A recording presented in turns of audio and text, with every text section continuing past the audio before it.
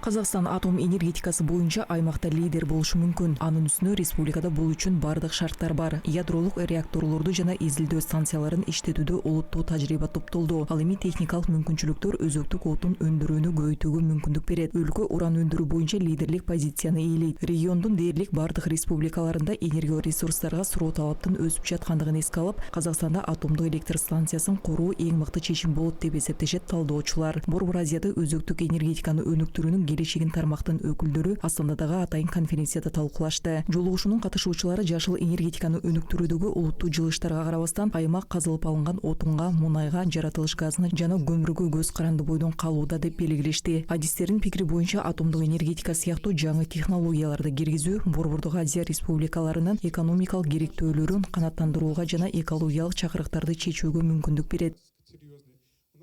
Из всех стран Центральной Азии, наверное... Борбор Азия өлкөлөрүнүн ичинен балким Тажикстанда гана өзөктүк энергетиканы өнүктүрүүнүн зарылдыгы жок болсо керек. Калган Борбор Азия өлкөлөрү Кыргызстанды эске алганда ал Орусия менен меморандумга кол койду. Өзбекстан АЭСти куруу боюнча ишти баштады. Монголияда АЭСти куруу боюнча келишимге кол койду. Чектеш өлкөлөр бул Кытай АЭСтердин санын 150-ге чейин көбөйтөт. Анын 28 курулуш стадиясында, Орусия 36. Борбор Азия үчүн энергия менен камсыздоо маселеси абдан маанилүү. Как специалисты, что базовая генерация вообще нужна в виде атомной генерации.